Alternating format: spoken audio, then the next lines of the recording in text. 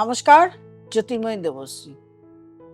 আজকে ঈশ্বরের কৃপা লাভ করার মতন কিছু স্বপ্নের কথা বলবো, যে স্বপ্ন দেখলে আপনি বুঝতে পারবেন যে আপনি ঈশ্বরের কৃপা লাভ করেছেন কিনা, করবেন কিনা।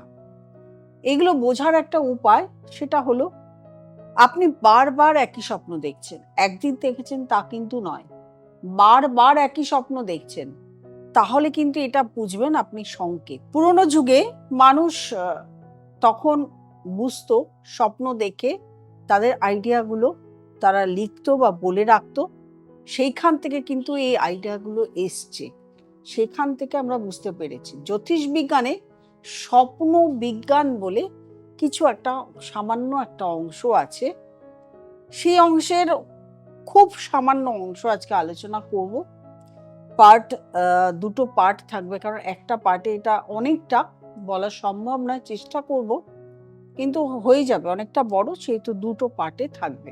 সবসময় মনে রাখবেন, আপনি যা স্বপ্ন দেখেছেন সেটা ভালো হোক বা মন্দ, সেটা আপনি স্বপ্ন দেখেছেন যেটার ভালো হবে বা আপনি স্বপ্ন দেখেছেন যেটার মন্দ হবে, যাই হোক, কখনো কাউকে কোনো কিছু শেয়ার করবেন না। যদি খারাপ স্বপ্ন দেখেন, সেটা দেখে ভয় পান, আতঙ্কিত হয়ে যান, আপনার মনে শঙ্কা জাগে, তাহলে গিয়ে আপনি সেটা ভগবান, ঈশ্বর, মন্দির, আপনার ঠাকুর, তাকে গিয়ে বলতে পারেন, জলের সামনে গিয়ে বলতে পারেন, কেটে দিয়ে আসতে পারেন। এছাড়াও কাউকে কোনো কিছু শেয়ার করা, একদম শেয়ার করলে অনেক সময় অনেক কিছু কেটে যায়, হয় না সেটা। ধরুন আপনি অলংকারের স্বপ্ন দেখেছেন, গয়নাগাটির স্বপ্ন দেখছেন, একদিন না, দুদিন না, 3 দিন বারবার এই স্বপ্নটা দেখছেন, তাহলে বুঝবেন আপনার সুদিন আসছে সামনে। আপনি অনেক ভালো সময় দেখতে পাচ্ছেন। আপনি যেখানে কাজ করছেন তার যে বস, সে আপনাকে, আপনার কাজে খুশি হচ্ছে এবং আপনাকে প্রমোশন দিচ্ছে। আপনি স্বপ্নে মাছের স্বপ্ন দেখলেন, ছোট মাছ বা বড় মাছ, যেখানেই হোক দেখতে পাচ্ছেন যে প্রচুর মাছ, তাহলে কি বুঝবেন? যে আপনার কর্মসংস্থান বা অর্থের আগমন ঘটতে চলেছে। হয়তো আপনার সেই সময়টা খুব খারাপ চলছে, কিন্তু আপনি স্বপ্ন দেখলেন, বেশ কয়েকদিন ধরে দেখছেন, তাহলে বুঝবেন সামনে আপনার ভালো অর্থ প্রাপ্তি রয়েছে। আপনি স্বপ্ন দেখছেন মাছ ধরছেন, এটাও কিন্তু খুব ভালো। যখন আপনি স্বপ্ন দেখছেন মাছ ধরছেন, তাতেও কিন্তু বোঝা যায় আপনার অর্থ সংক্রান্ত সমস্যা কমতে চলেছে। আপনি স্বপ্ন দেখলেন যে কোনো অপরিচিত নারী আপনার চারিদিকে ঘুরে বেড়াচ্ছে বা বারবার আপনার সামনে ফুটে উঠছে, তাহলে বুঝবেন আপনার সামনে বিবাহ হবে। যে বিয়ে নিয়ে সমস্যা চলছিল, সেই সমস্যা থাকলো না, কোনো একজন নারীর সাথে আপনার বিবাহ সম্পন্ন হলো। আপনি স্বপ্নে দেখলেন কালো ঘোড়া দৌড়চ্ছে, বারবার দেখছেন, বুঝবেন আপনার সামনে সুদিন ফিরে আসছে। আপনি খুব কষ্টে ছিলেন, সামনে আপনি সুদিন ফিরে আসছে, সামনে নতুন কোনো ব্যবসা শুরু হচ্ছে, সামনে আপনি অনেক কিছু ভালো কোনো কিছু পাচ্ছেন। আপনি স্বপ্নে হাতি দেখলেন, তাহলে কিন্তু আপনি বুঝবেন আপনার সামনে ক্ষতির সম্ভাবনা রয়েছে। আপনি অনেক জায়গা থেকে, কিছু জায়গা থেকে, কোনো শত্রু থেকে কিছুভাবে আপনার ক্ষতির সম্ভাবনা রয়েছে, সেই জন্য আপনি সাবধান হয়ে গেলেন।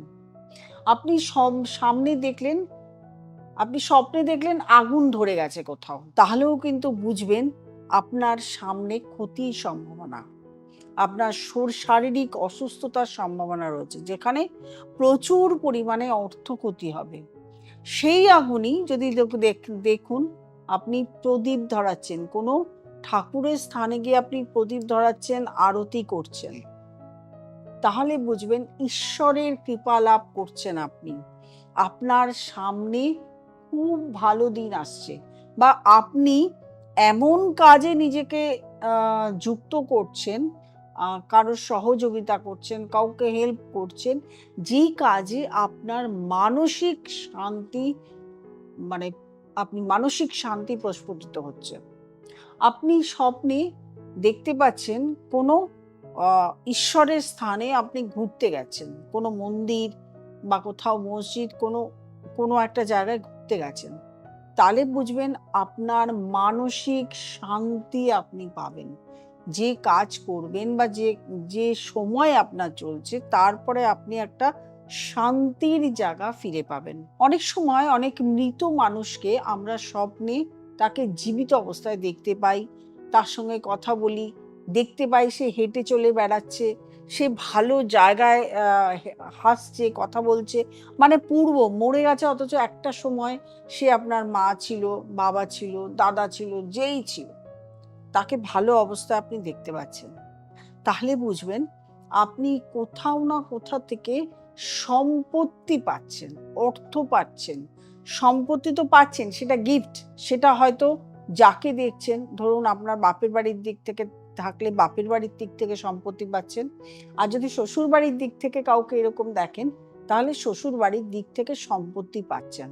অনেকে ভয় পান না, আমি তো মানুষের স্বপ্ন দেখছি, কি হবে? দেখুন, আমি কিন্তু পজিটিভ দিকটাই আপনাদেরকে দেখাচ্ছি। অনেক সময় দেখেন ইঁদুরের স্বপ্ন, ইঁদুর আপনার চারিদিকে ইঁদুর ঘুরে বেড়াচ্ছে, চি চি চি চি শব্দ করে বেড়াচ্ছে, ইঁদুর ঘুরে বেড়াচ্ছে। এই ইঁদুরের স্বপ্ন যদি আপনি দেখেন, তাহলে বুঝবেন যে আপনার সেখানে অর্থ সম্পত্তি প্রাপ্তি রয়েছে, এবং আপনি ধীরে ধীরে নিজেকে একটা জায়গায় প্রতিষ্ঠা করার জায়গা ফিরে পাচ্ছেন, নিজেকে প্রতিষ্ঠিত করতে পারছেন। আপনার কর্মের ফলেই আপনি প্রতিষ্ঠিত করতে পারছেন। আপনি স্বপ্ন দেখছেন যে আপনি কাউকে কোনো কিছু দান করছেন, কাউকে কোনো কিছু গিফট করছেন, কাউকে কোনো কিছু দেওয়া। এই স্বপ্ন যে দেখাটা, এটা হচ্ছে আপনার মানসিক শান্তির একটা জায়গা। অর্থাৎ পরবর্তীকালে আপনি যে কাজ করতে চলেছেন, সেই কাজে আপনি মানসিক শান্তি দেখছেন। যদি আপনি স্বপ্নে দেখেন আপনি কোনো ধর্মগ্রন্থ পাঠ করছেন, তাহলে বুঝবেন আপনি শারীরিক অসুস্থ থাকলে সুস্থ হয়ে উঠছেন বা উঠবেন। আপনি যদি দেখেন স্বপ্নে আপনি একা একা গাড়িতে ভ্রমণ করছেন, তাহলে বুঝবেন খুব শীঘ্রই আপনার বিদেশ ভ্রমণ হতে চলেছে। আপনি স্বপ্নে দেখছেন যে আপনার স্বপ্নে আপনি আপনার মুখটা বারবার দেখতে পাচ্ছেন, বারবার মুখ দেখতে পাচ্ছেন, মানেই কিন্তু আপনি বুঝবেন যে আপনি সামনে কোনো একটা কাজ করতে চলেছেন, যে কাজের জন্য সম্মান পাবেন, আপনার আয়ু বৃদ্ধি হচ্ছে। আপনি স্বপ্নে বারবার দেখছেন যে আপনি আয়নায় আপনার মুখ দেখছেন, এটা বারবার দেখতে হবে কিন্তু, তাহলে আপনি পুত্র সন্তান লাভ করবেন। আপনি স্বপ্নে দেখছেন আলু, তাহলে কিন্তু আপনার ক্ষতির সম্ভাবনা রয়েছে। আপনি নিজেকে সচেতন হয়ে যাবেন, বিপদ থেকে মুক্ত হবেন, এবং কাউকে কিন্তু এই কথা বলবেন না। আপনি স্বপ্নে দেখছেন যে আপনি প্রসাদ গ্রহণ করছেন, ঈশ্বরের প্রসাদ গ্রহণ করছেন, বা কেউ আপনাকে নারকেল খেতে দিয়েছে। এটা স্বপ্নে দেখা ঈশ্বরের কৃপা লাভ করা। আপনি ঈশ্বরের কৃপা লাভ করবেন, শীঘ্রই ঈশ্বরের প্রসাদ লাভ করবেন। ঈশ্বর আপনাকে আস্তে আস্তে ভালো জায়গায় পৌঁছে দেবে। অনেক স্বপ্ন আছে, আরো স্বপ্ন নিয়ে, স্বপ্ন বিজ্ঞান নিয়ে আপনাদের কাছে আসবো, অনেক স্বপ্নের কথা বলবো।